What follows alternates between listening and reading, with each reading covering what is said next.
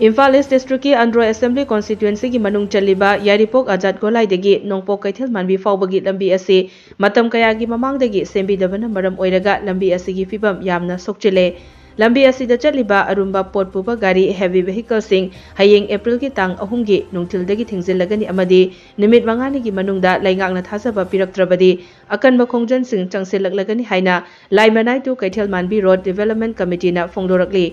ngasi yaripok yambem nongpok ningthau panthoibigi laibungda pangthokhiba laimanai na kaithel manbi fawbagi manungda leiriba clubs organization maira paibi jila parisad amadi gram panchayat singna saruk yaduna pangthokhiba miyamgi mifam amana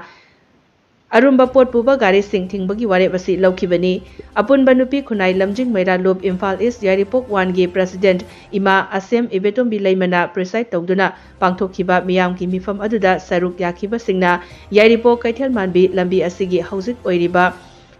मियामना थेंगनरिबा अवाबा खुदोंग चादबा कया सिंग अमदी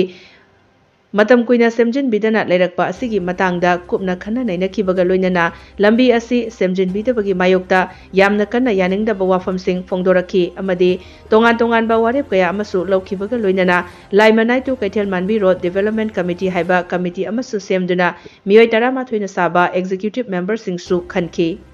मियामगी मिफम अदु लोइरबा मतुंगदा committee की convener H Tomba शर्माना पाउमी सिंगदा हाइखिबदा ngasi yaripok kaithel manbi lambi asi semjen bidabagi matangda miyamgi oiba mifam ama pangthoktuna lambi asi semjen hannabagi damak laimanai tu kaithel manbi road development committee ama semle lambi asida tongan ba arumba pot puba gari sing hybra tata amadi tripper na chingba gari achou ba sing asina loaded oina lambi asida toina chatpana hanadagi fattana leiraba lambi asigi fibam sokchan hanba hengat halle amadi miyamda kudong chada ba fibam ama oihale maram asina miyamna khupna khana nainaraba matungda lagliba april gi tang ahumdagi lambi asi koilas thaduna semjandriba fawba heavy vehicle sing athingba thamle haiki amadi mari leinaba department ki authority na lambi asi athuba matamda semjanbinabasu appeal tawki ngasigi mifam aduda top chingtha ningthaunai yambem nungrang na chingba gp singi administrative committee gi chairperson sing maira paibi gi luchingba sing clubs organization association kaya gi thaupuba sing loinana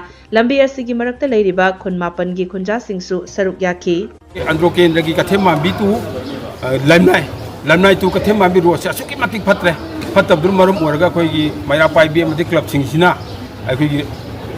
लंबी से सेंबीनब committee सेमजै committee लमनाई टू कथेमांबी road development organisation मिंथोली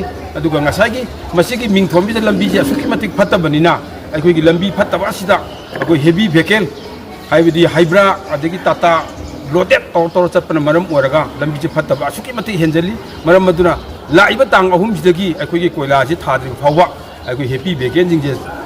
थिंजिनबा चलहनदबा हाइना अखोगी organisation असिना ngasiदगी हौना वारे अम लौजे कम तो रखे होजे अमम थाउजन गे अदुगा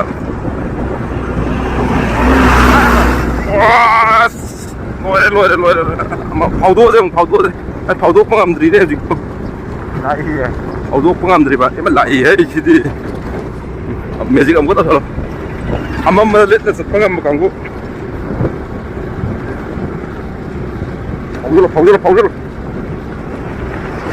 लिसल आंग इला स्कूल गाई तो लोरे